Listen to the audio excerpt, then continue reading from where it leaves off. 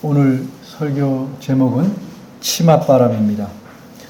어린이들은 이 말의 뜻을 잘 모를 터이니 잠시 설명하겠습니다.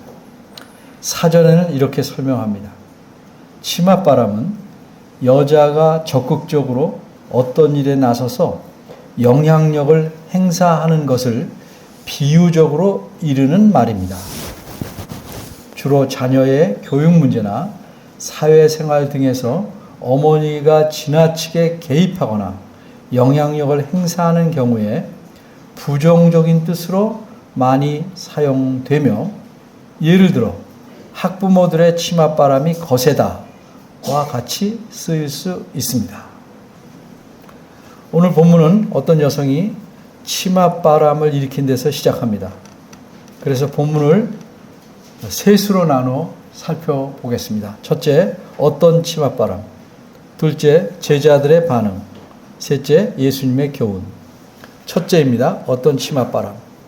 누가 치맛바람을 일으켰으며 어떤 면에 영향을 끼치려고 했는지를 알아보겠습니다. 20절은 이렇게 시작합니다. 그때 세베대의 아들의 어미가 그 아들들을 데리고 예수께 와서 절하며 무엇을 구하니. 이 말씀에서 우리는 치맛바람을 일으킨 여성이 누구인 줄 분명히 알 수 있습니다. 이 여인이 누구입니까? 이 여인은 아들들의 어머니고 남편의 이름은 세베대입니다. 어느 시대 어느 곳에서나 부모, 특히 어머니의 마음은 한마디로 자기 자녀들이 잘 되기를 바라는 것입니다. 이 여인도 무엇인가 부탁하려고 예수님에게 나와서 절합니다. 그러자 21절을 보니 예수님께서 그 여인이 나온 의도를 아시고 무엇을 원하느냐 이렇게 물으십니다. 여인은 자신이 부탁할 내용을 말합니다.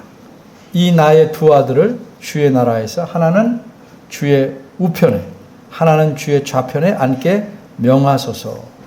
이 부탁의 말에서 우리는 이 여인이 가진 두 가지 생각을 볼 수 있습니다. 하나는 예수님께서 그 나라의 서울인 예루살렘에 가시게 되면 왕이 되실 것이다 라고 생각하고 있습니다. 다른 하나는 예수님께서 왕이 되시면 자신의 두 아들이 좌우에서 왕을 모실 높은 지위에 있기를 바란다는 사실입니다. 그래서 이 여인은 예수님께 직접 나와서 부탁하였습니다. 이 두 아들은 어린이가 아닙니다. 어른들입니다. 그러니 이것은 좀 특이한 치맛바람인 셈입니다. 그런데 이러한 여인의 생각이 합당한 것일까? 이런 부탁을 받은 예수님의 대답은 무엇인지 보겠습니다. 22절을 보면 알 수 있습니다. 예수님이 이렇게 대답하십니다. 너희 구하는 것을 너희가 알지 못하는도다. 이 말씀의 뜻이 무엇이겠습니까? 간단히 말하면 이 여인의 부탁은 사실을 제대로 알지 못하거나 잘못 알아서 그렇게 구하고 있다 하는 뜻입니다. 그런데 예수님 말씀을 보시면 너희라는 표현이 나옵니다. 이것은 이 어머니가 한 부탁이 단지 어머니 한 사람의 부탁이 아니라 그녀의 아들도 원하는 내용이라는 뜻입니다. 그래서 이 어머니가 부탁한 것은 사실은 세 사람의 부탁입니다. 그럼 이 아들들은 누구입니까? 21절에서 그 어머니가 두 아들이라고 말한 것을 보니 두 형제는 분명합니다. 그럼 이들이 누굴까? 오늘 본문과 거의 같은 내용을 마가복음 10장 35에서 45절에 기록하고 있는데, 그것을 보면 두 아들이 누구냐? 예수님의 제자인 야고보와 요한이라는 사실을 알 수 있습니다. 참고로 그 마가복음 기록에서는 이 두 형제가 직접 예수님에게 같은 내용을 부탁했고 어머니는 등장하지 않습니다. 따라서 오늘 보면 22절에서 너희는 어머니와 그의 두 아들인 야고보와 요한을 가리킵니다. 다시 말해서 예수님의 두 제자는 자신들이 원하는 것을 얻기 위해서 어머니까지 모셔와서 예수님에게 부탁하고 있는 것입니다. 그러면 이들이 무엇을 잘못 알고 있어서 이런 부탁을 하는지 그때 상황을 살펴보도록 하겠습니다. 예수님 지금 12제자와 함께 예루살렘으로 올라가시는 중입니다. 예수님께서 왕이 되시려고 가시는 것이 아니고 그곳에서 겪으셔야 할 일이 있기에 그곳으로 가시는 것입니다. 그러면 예수님께서 예루살렘에서 겪으셔야만 하는 일은 무엇입니까? 한마디로 그것은 예수님께서 사람들에게 고난과 모욕을 당하고 죽임을 당해야 하는 일입니다. 예루살렘에 가면 이런 일을 당하실 것이라고 제자들에게 이미 3차례나 미리 말씀하셨습니다. 마태복음 16장, 17장에서 말씀드렸고 바로 오늘 본문의 앞부분인 마태복음 20장 17절에서 19절까지 3번째로 말씀하셨습니다. 예수님께서 예루살렘에 올라가면 어떤 일을 겪으셔야 할지를 분명하게 말씀하셨습니다. 그런데 제자들은 이 말씀에 귀를 기울이지 않았습니다. 지금 예수님은 매우 잘 나가고 있고 대중의 인기가 높으신데 죽기는 왜 죽냐? 이런 생각입니다. 그래서 제자들은 예수님께서 죽으실 것이라는 말씀이 이해되지를 않았습니다. 가시는 곳마다 수많은 무리가 몰려들어서 몰래 다니셔야 할 만큼 인기가 최고이시고 아픈 사람은 누구든지 어떤 병이든지 고치시고 수천 명의 사람들을 보리떡 5개로 또 생선 2마리로 배불리 먹이시는 예수님을 누가 건드릴 수 있겠습니까? 더군다나 죽일 수 있겠습니까? 이렇게 생각을 하고 있기에 제자들은 예수님의 말씀이 도저히 믿어지지 않았습니다. 이것은 마치 예수님을 믿으면 복을 받는다는 말을 듣고 교회에 나오기 시작했는데 생각지도 못한 고난과 어려움이 생기게 되면 도저히 이해할 수 없는 그런 교인들의 생각, 처지와 같습니다. 이처럼 치맛바람을 일으킨 이 여인과 두 아들은 예수님께서 예루살렘으로 가시는 목적이나 이유를 알지 못했습니다. 이들이 잘못 알고 있는 또 한 가지 사실은 22절과 23절에서 예수님께서 말씀하신 내용에서 드러납니다. 22절에서 예수님은 그들에게 이렇게 질문하십니다. 나의 마시려는 잔을 너희가 마실 수 있느냐? 그러자 두 아들은 지체함이 없이 곧바로 할 수 있나이다. 이렇게 자신 있게 대답합니다. 그러나 이들의 대답은 예수님의 질문을 제대로 이해하지 못하고 높은 자리를 얻으려는 욕심에 선뜻 대답한 것에 불과해 보입니다. 예수님이 질문해서 나의 마시려는 잔, 그것은 무엇입니까? 그것은 예수님께서 당하실 죽음입니다. 그러므로 예수님의 질문은 너희가 과연 나를 위해 죽을 수 있느냐? 이렇게 물으신 겁니다. 그런데 후에 드러나겠지만 예수님께서 겟세마네 동산에서 붙잡히시자 제자들은 어떻게 했습니까? 마태복음 26장 56절 하반절을 보면 이렇게 말씀합니다. 제자들이 다 예수를 버리고 도망하니라. 이어서 예수님은 23절에 이렇게 말씀합니다. 내 좌우편에 앉는 것은 나의 줄 것이 아니고 내 아버지께서 누구를 위하여 예비하셨든지 그들이 얻을 것이니라.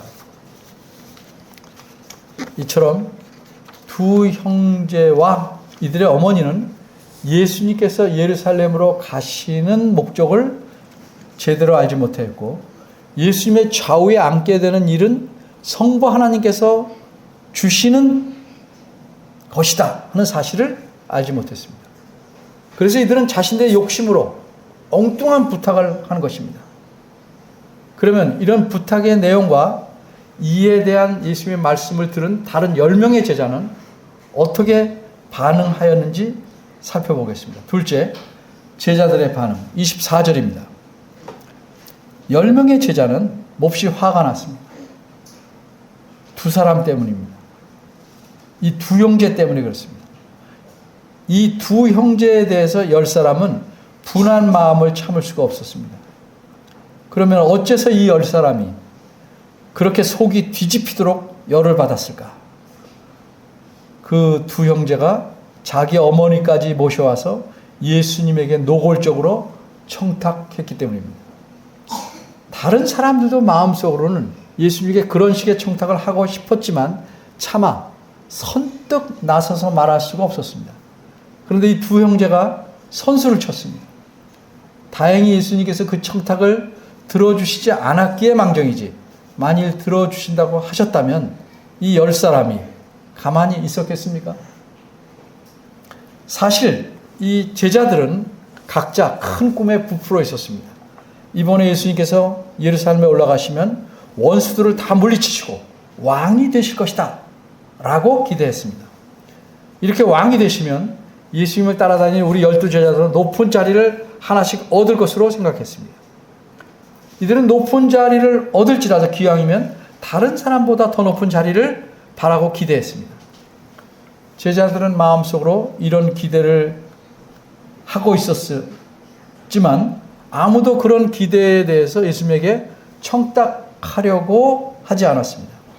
그런데 두 형제가 어머니를 통해 예수님께 청탁하기를, 하나는 주님의 우편에, 하나는 주님의 앉게 해달라고 합니다.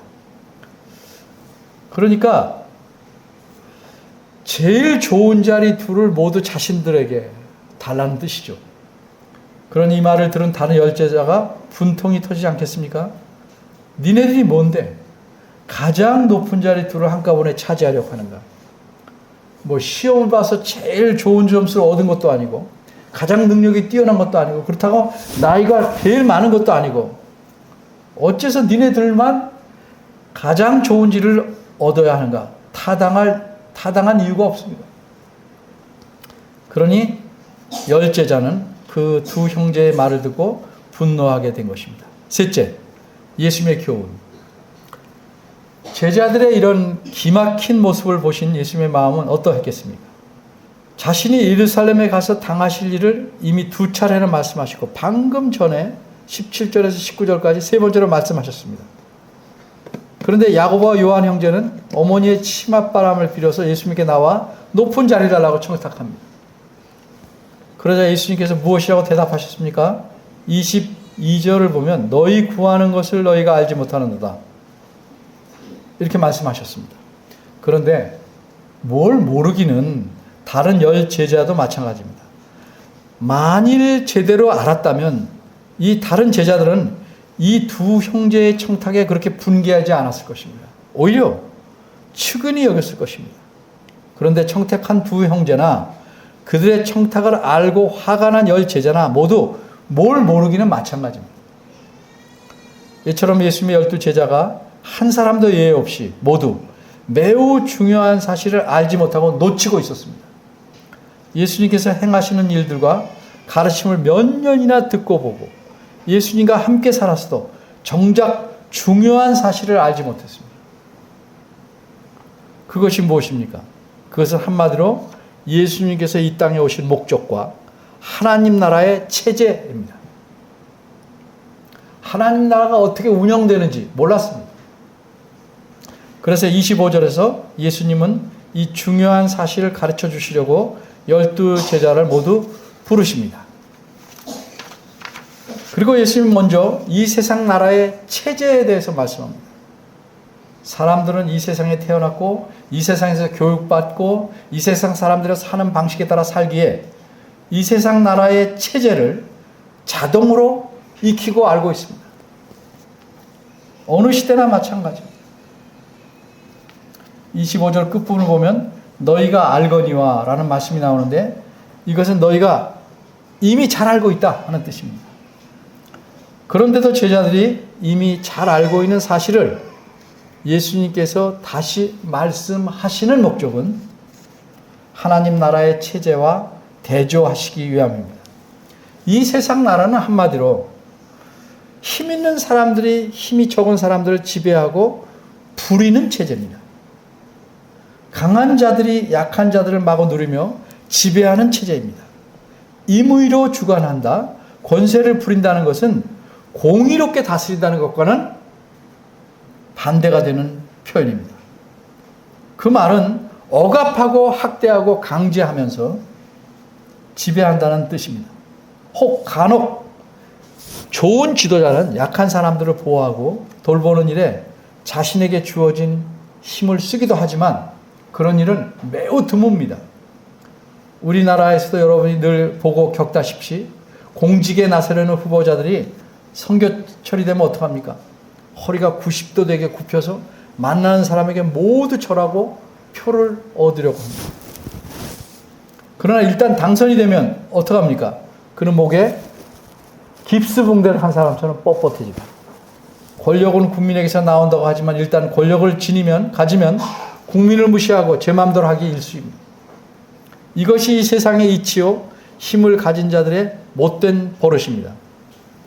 사람들은 너나 할 것 없이 강한 자가 되려고 합니다. 이 세상에서 살려면 어쩔 수 없다 이렇게 생각하기 때문입니다. 약한 자가 되면 밟히고 뭉개지고 눌려서 사람답게 살 수 없다 이렇게 생각하기 때문입니다. 심지어 그리스도인이라고 하는 부모들도 대부분 이런 생각을 갖고 자녀들을 가르치고 교육하는 듯이 보입니다. 그러면 이 세상에서 강한 자가 되기 위해서는 무엇이 필요합니까? 강한 자가 될 수 있는 도구가 필요합니다. 어떤 도구입니까? 강한 자가 되게 한 도구는 권력일 수도 있고 돈일 수도 있고 여성의 경우는 미모이기도 합니다. 그래서 사람들은 온갖 방법을 동원해서 알맞은 도구를 얻어 강한 자가 되려고 애를 씁니다. 부모도 자기 자녀들을 그렇게 강한 자로 만들어보려고 있는 힘을 다합니다. 자녀의 인간성을 다 망가뜨릴 만큼 공부하는 기계로 만들려는 부모의 마음 깊은 곳에 무엇이 숨겨져 있습니까? 너를 위해서 한다 늘 말하지만 실제는 자기 자녀를 강한 자로 만들려는 욕망이 또알이 틀고 있기 때문입니다. 그래서 자녀를 코피 터지게 공부시킵니다. 그 결과 그 아이는 강한 자가 될 수 있죠. 되고 나면 자기보다 약한 자들의 코피를 터뜨립니다. 그리고 자신을 그렇게 조련시킨 부모의 코피까지 터뜨리기도 합니다. 그런데도 부모는 이런 식의 교육을 멈추지 않습니다. 사람들은 살기 위해서는 생존 경쟁을 해야 한다고 생각합니다. 약한 자는 도태되니까 강한 자만 살아남을 수 있다고 생각합니다. 그래서 사람들의 생각 속에는 이른바 강자 생존의 법칙이 자리 잡게 되었습니다. 약한 자는 짓눌려야 하고 뺏겨야 하고 얻어받을 수밖에 없는 현실이 이 세상의 체제입니다. 강한 자가 되는 목적은 약한 자를 보호하고 도와서 사람이 살만한 공평하고 공정한 사회를 만들기 위함이어야 하는데 사실상 그런 정신을 배울 곳이 거의 없습니다. 오늘날도 이러하니 예수님 당시에는 이런 세상의 체제가 약한 자들에게 얼마나 힘들고 냉혹한 체제였겠습니다. 이렇게 예수님께서 세상 나라의 체제를 말씀하신 후에 26절과 27절에서 하나님 나라의 체제에 대해서 말씀하십니다. 너희 중에는 그렇지 아니하니. 이 말씀은 단지 12제자 사이에서만 그렇지 않다는 것이 아닙니다. 예수님은 하나님 나라를 세우기 위해서 이 세상에 오셨습니다. 그래서 예수님께서 가르치는 가르침은 근본적으로 또 본질적으로 하나님 나라에 관한 것입니다. 예수님의 제자란 무엇입니까? 이런 예수님의 가르침을 따르는 사람들입니다. 예수 믿는 사람 다 예수님의 제자여야 합니다. 그리고 예수님의 제자가 된다는 것은 이 세상이 아니라 하나님 나라에 속해서 살아가야 한다는 걸 의미합니다. 비록 바른 이상의 이 세상에 붙이고 살지만 그 정신은, 그 목표는 하나님 나라의 체제를 기억하고 그것을 위해서 살아야 하는 겁니다. 따라서 너희 중에서는이라는 말씀은 너희가 속한 하나님 나라에서는 이라는 의미입니다.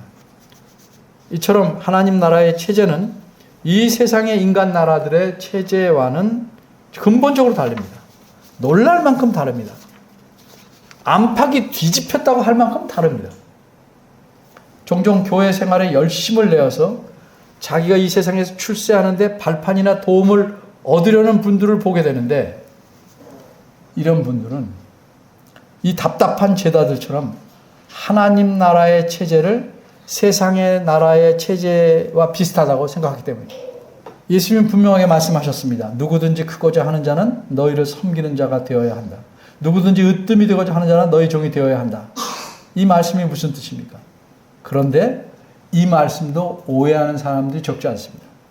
제가 이제 설명하는 그런 식으로 오해하면 12 제자처럼 하나님 나라의 체제를 아직 모르시고 있는 겁니다.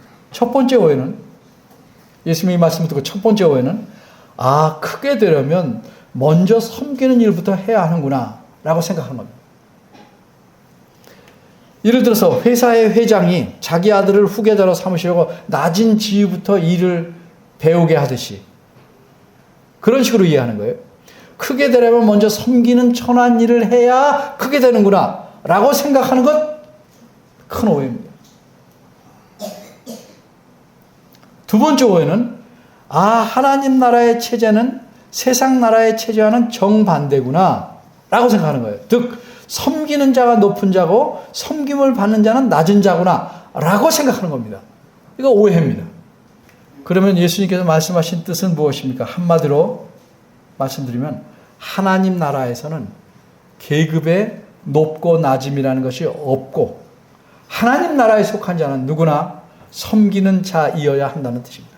그래서 많은 사람을 섬기면 섬길수록 하나님 나라에서는 계급이 아니고 존경받는 사람이 되는 것이고, 모든 사람을 섬기는 사람이야말로 가장 존경받을 만한 사람이라는 의미입니다.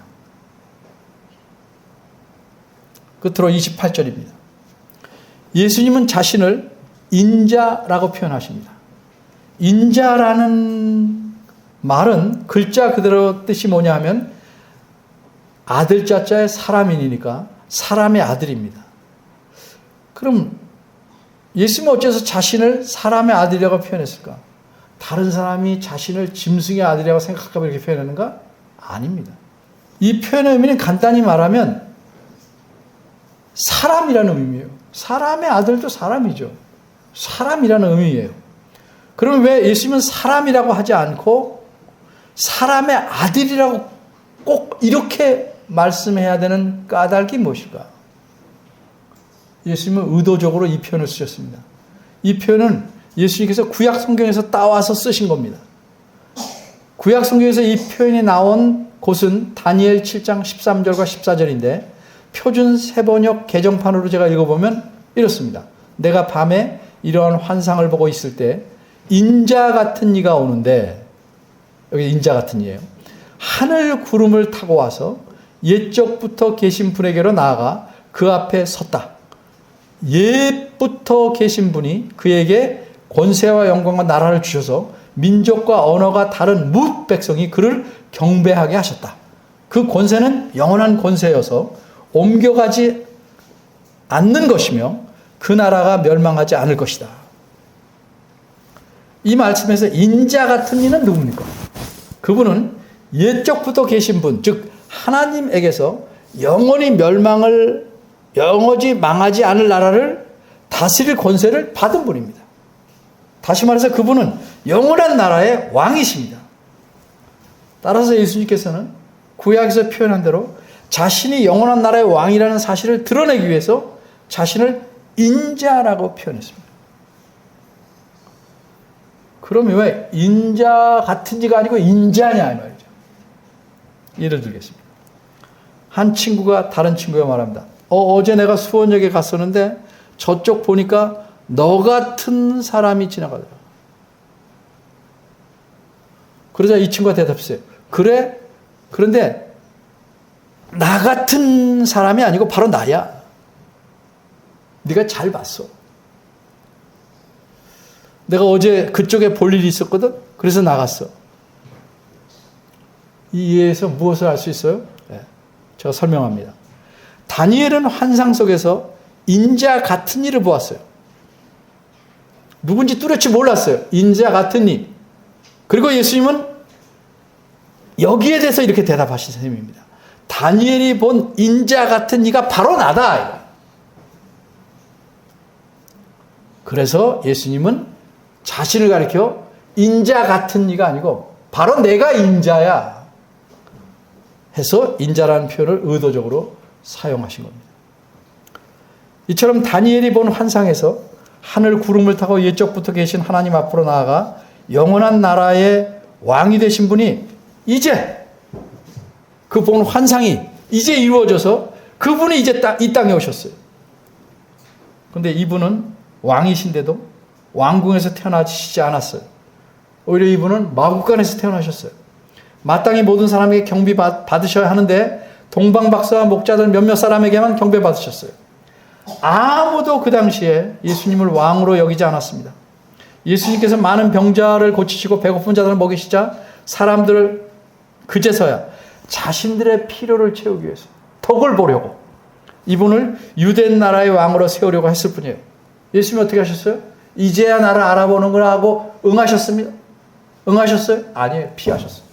이처럼 사람들은 예수님께서 이미 영원한 나라의 왕이심을 전혀 알지 못했습니다. 그러면 예수님께서는 자신이 왕이시라는 걸 누구나 알 수 있도록 좀 좋은 곳에서 휘황찬란하게 태어나시지 않고 오히려 초라하게 마옥간에서 태어나셨습니다.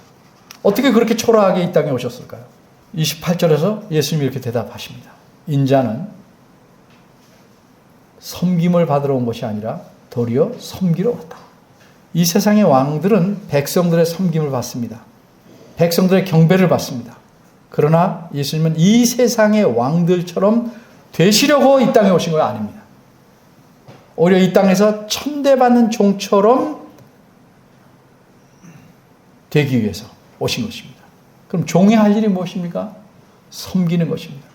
예수님은 진실한 종처럼 철저히 신실하게 섬기러 오셨습니다.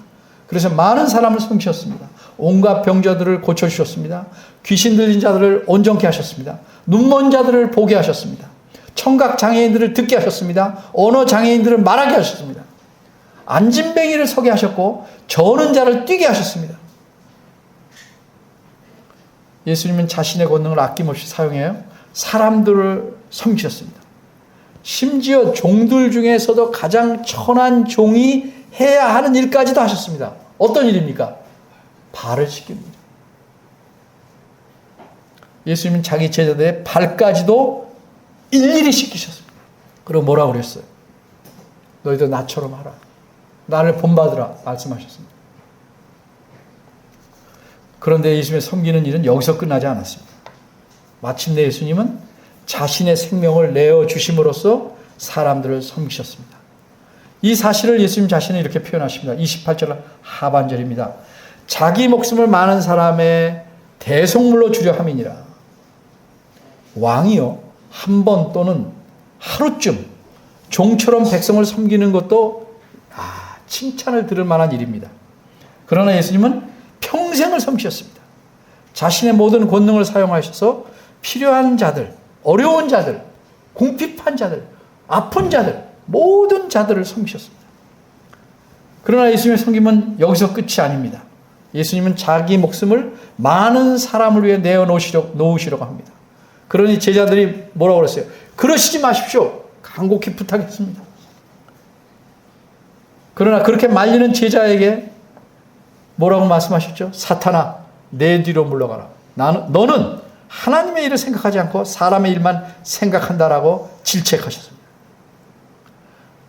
사람의 관점에서는 예수님이 죽으시면 사람의 필요를 채워줄 수 없습니다. 왜? 죽으셨으니까. 그런데 하나님의 관점에서는 예수님이 죽으셔야 사람들의 진정한 필요를 채워줄 수 있는 것입니다.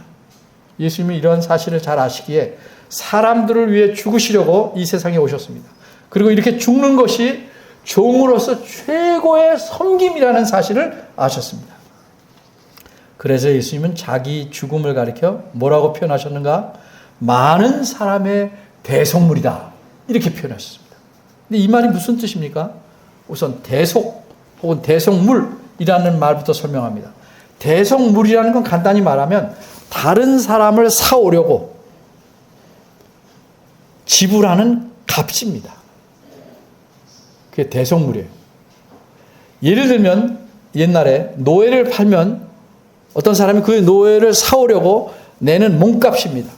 전쟁에 져서 포로가 된 사람을 되찾아오려고 내는 몸값입니다. 감옥에 갇힌 사람을 꺼내기 위해 치르는 몸값입니다. 근데 이런 몸값은 사람들 사이에서 치르는 몸값입니다. 그럼 예수님께서 치료하는 몸값은 사람에게 내는 게 아니에요. 하나님에게 내야 하는 겁니다. 물론 하나님께서 사람을 노예나 인질로 잡아두고 계신 게 아니에요. 하나님께서 하시는 일을 잘 설명하기 위해서 이런 비유를 가져온 거예요. 그러기에 하나님께 예수님이 내야 하는 몸값은 사람이 저지른 죄들에 대한 값을 내고 죄를 용서받는 비용을 의미합니다. 일찍부터 하나님께서는 이 사람들이 저지른 죄에 대한 값을 어떻게 하나님에게 치러야 되는지 가르쳐 주셨어요. 뭘 통해 가르쳐 주셨습니까? 제사제도. 이 제사에서 가장 중요한 건 뭐예요? 제물입니다. 제물.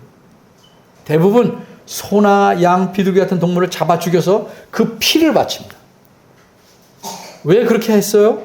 죄를 지은 값은 생명을 바치는 것이라는 사실을 사람들로 하여금 알게 하기 위한 겁니다. 근데 왜 피를 바칩니까? 구약 성경을 보면 피는 생명이다 이런 표현이 나오죠. 짐승을 죽여도 생명이 눈에 보여요? 안 보이죠. 그러니까 생명을 바치는 표시로 죽은 짐승의 피를 바치는 겁니다. 그래서 구약 성경에서는 피는 생명이다 이런 말씀입니다. 그런데 여기서 하나 더 생각해 볼 것은 토끼를 죽였으면 토끼로 갚아야 되고 소를 죽였으면 소로 갚는 것이 형평에 맞습니다. 사람의 죄를 지르면 사람의 생명을 바쳐야 하는데 그 죄 지은 사람의 생명을 바쳐야 하는데 대신 짐승의 생명을 바치는 것은 알맞지 않습니다. 구약시대에. 그러기에 히브리서 10장 4절에서는 황소와 염소의 피가 죄를 없애줄 수는 없다라고 말씀합니다. 그럼 어째서 하나님께서는 그런 짐승들을 바치게 하셨습니까? 그 까닭을 이렇습니다. 만일 죄를 지은 사람이 자기 죄값으로 자기 생명을 드려야 한다면 죽어야 되죠. 근데 죄를 용서받으려는 목적이 뭡니까? 죄를 지은 사람이 용서받고 살려는 것인데 자기가 자기 목숨을 들여서 죽으면 되겠어요? 그러니까 죄를 지은 사람이 자기를 죽일 수는 없어요. 그래서 동물의 피가 사람의 죄를 없애줄 수는 없다고 하지라도 동물을 죽임으로써 제사를 드린 사람이 직접 자기가 가져온 동물을 죽이는 겁니다. 그리고 나머지는 제사장한테 맡겨서 각을 띠고 하는 거예요. 직접 죽임으로써 사람이 하나님께 죄를 지으면 그 죄를 없애는 값은 목숨이어야 한다 하는 사실만은 분명히 가르칠 수 있었던 것입니다. 그러면 이런 사람의 죄는 어떻게 용서받게 되는 것인가? 그 사람이 아니고 예수님이 대신 목숨을 내는데 그게 어떻게 논리적으로 이해될 수 있는가? 그래서 예를 하나 듭니다. 어떤 아이가 종이에 1,000원이라고 썼어요. 그리고 종이를 갖고 그냥 종이에요. 가게에 가서 과자 달라고 합니다. 1,000원짜리 과자. 1,000원어치 과자. 그러니까 가게 주인이 과자를 줍니다. 이게 어떤 일이에요? 어떻게 된 일이에요? 주인이 제정신이에요? 아니면 아이가 너무 기특해서 그냥 선물을 줬어요? 그런데 아이가 그런 종이를 또 써서 가져올 때마다 항상 그 액수만큼 원하는 물건을 줍니다. 가게 주인이. 어째서 그럴까요? 이런 일이 있기 전에 가게 주인과 이 아이의 부모 사이에 약속이 있었기 때문입니다. 어떤 약속입니까? 이런 약속입니다. 아이 부모가 가게 주인에게 이렇게 말했습니다. 우리 아이가 얼마라고 쓴 종이를 가져오면 무조건 그만큼의 물건을 주십시오. 그러면 제가 후에 그 물건 값을 모두 드리겠습니다. 가게 주인이 승낙했습니다. 근데 부모는 아이에게 무엇을 가르치고 싶었냐면 남의 물건은 그냥 가져오는 게 아니고 반드시 그 값을 치르고 가져와야 한다는 사실을 가르치고 싶어서 이렇게 한 겁니다. 사람의 죄값을 치르고 용서받는 길은 오직 다른 사람이 이처럼 자기 목숨을 내놓기로 한 거예요. 이게 하나님과의 약속이에요. 내게 죄를 지으면 용서받는 길은 니는 죽으면 용서받을 의미가 없으니까 다른 사람이 해서 내가 용서해 주겠다. 이렇게 약속하신 거예요. 사람 중에는 대신 목숨을 내줄 사람이 없어요. 모든 사람은 하나님께 죄를 지었기 때문이에요. 그래서 하나님께서는 자기 아들이신 성자 하나님을 이 땅에 보내셔서 사람으로 태어나시고 사람을 대표하게 하신 겁니다. 그리고 하나님께서는 예수님의 목숨을 받음으로써 다른 사람의 죄를 용서해 주시기로 하셨습니다. 이것이 하나님이 세우신 구원 계획입니다. 그러기에 이런 하나님의 구원 계획을 아시고 기꺼이 동의하신 예수님이 자신이 사람으로 이 땅에 오신 겁니다. 그리고 마침내 다른 사람들의 죄 대신에 자기 목숨을 주시려고 한 겁니다. 그걸 주셨습니다. 그래서 예수님은 자신을 가리켜 사람의 대속물이라고 표현하신 겁니다. 우리말 성경에서는 많은 사람의 대속물이라고 이렇게 의라고 표현했고, 또 어떤 번역에서는 많은 사람을 위하여 라고 표현됐어요. 근데 원어에 보면 대신하여예요. 많은 사람을 대신하여. 물론 의, 위하여도 다 되지만 많은 사람을 대신해 드리는 대속물이다. 따라서 예수님의 죽음은 다른 많은 사람들의 죄값을 치러서 죄를 용서받게 하시기 위해 그들 대신에 목숨을 내놓으신 그런 죽음입니다. 이런 사실을 한문으로는 대속이라고 말합니다. 이렇게 하신 일을 대신 속죄하시다. 예수님의 이런 대속적인 죽음 때문에 사람들이 하나님께 죄를 용서받고 죽지 않게 된 것입니다. 그리고 새로운 생명을 얻게 된 것입니다. 이런 사람들은 한둘이나 수십 수백 명이 아니고 무수히 많습니다. 그래서 많은 사람이라고 간단하게 말씀한 것입니다. 과거나 현재나 미래에 예수님의 이런 죽으심을 받아들이고 예수님께서 나 대신에 죽으신 분이다, 나의 구세주라 믿는 모든 사람을 가리켜 이렇게 많은 사람이라 이렇게 표현하는 것입니다. 이것은 제 해석이 아니고 예수님 자신의 해석입니다. 예수님께서 요한복음 10장에서 자신을 뭐라고 말씀했냐면 나는 선한 목자다.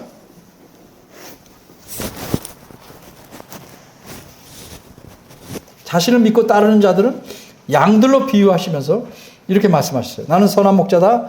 나는 내 양들을 알고 내 양들은 나를 안다. 그것은 마치 아버지께서 나를 아시고 내가 아버지를 아는 것과 같다. 나는 양들을 위해서 내 목숨을 버린다. 나에게는 이 우리에 속하지 않은 많은 다른 양들이 있다. 나는 그 양들도 이끌어와야 된다. 그들도 내 목소리를 들을 것이며 한 목자 아래에서 한 무리의 양떼가 될 것이다. 요한복음 10장 14절 16절 표준 세번역 개정판입니다. 이제 우리가 마지막으로 생각할 것은 예수님께서 어째서 28절 이 말씀을 하셨는가 하는 점입니다. 28절은 예수님께서 인간이 되셔서 이 땅에 오신 목적을 말씀한 겁니다. 그것을 한마디로 예수님 자신은 왕이시지만 자신을 대속물로 내놓아 죽기까지 사람들을 섬기시려고 이 땅에 오셨다고 말씀합니다.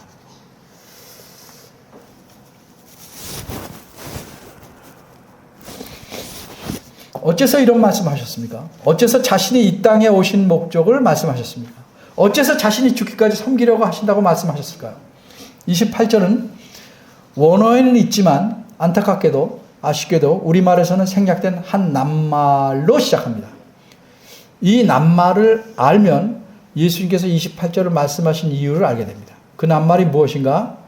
이 낱말을 번역하면 무엇인 것처럼입니다. 28절은 이렇게 시작합니다. 무엇인 것처럼. 그러면 이 말씀을 앞에서 하신 말씀과 연결해 보십시오. 특별히 26절, 27절과 연결해 보십시오. 예수님께서 제자들 데리고 예루살렘을 가시는 길입니다. 예루살렘에서 죽게 될 것을 알고 가십니다. 반면에 제자들은 그곳에 가면 예수님이 왕이 되고 자기들은 높은 자리에 오를 것을 기대하고 갑니다. 예수님 제자들은 고생을 마다하고 예수님을 잘 따르면 마침내 높은 자리에 하나 얻을 것으로 생각합니다. 마치 오늘날 예수님을 잘 믿으면 모든 것이 잘 되고 좋은 직장과 높은 신분을 얻게 되는 것이라고, 사업도 잘 되고 모두 잘하고 다 잘 되는 것처럼 기대하는 사람들처럼 말입니다. 그런데 예수님이 이렇게 생각하는 제자들에게 찬물을 끼얹으시는 겁니다. 비록 찬찬히 가르쳐 주시고 있지만 이 가르침을 듣는 제자들은 모든 기대가 거품이 되고 말았습니다. 26절과 27절은 같은 내용을 표현을 바꿔 말씀함으로써 강조하고 있는 겁니다. 하나님 나라에서는,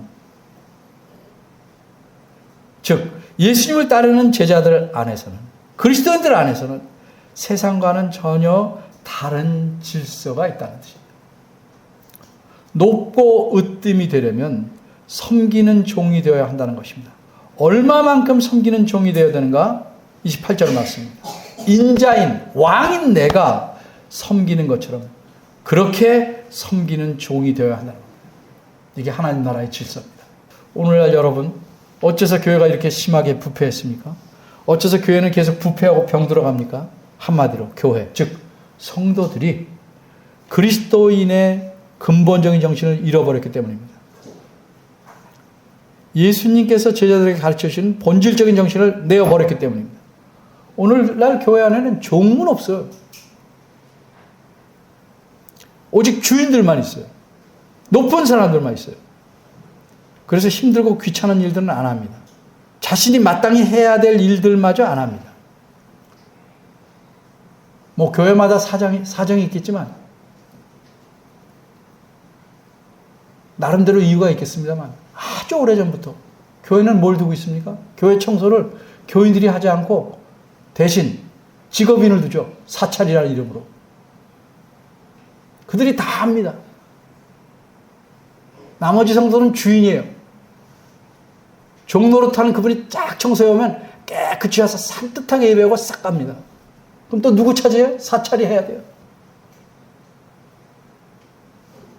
일반적인 일입니다. 어떤 특별한 교회는 그럴 만한 이유가 있을 거라고 생각합니다. 그러나 일반적인 풍토가 그렇다 이 말이죠. 자신은 주인 노릇하고 다른 사람에게만 섬기는 본을 보이기를 원합니다. 자신을 섬기지 않으면 또 뭐라고 그래요? 교회가 쌀쌀하다, 메마르다, 영적이지 않다, 불평합니다. 목회자를 비롯한 모든 직분자는, 성도들도 마찬가지로 섬기는 자들입니다.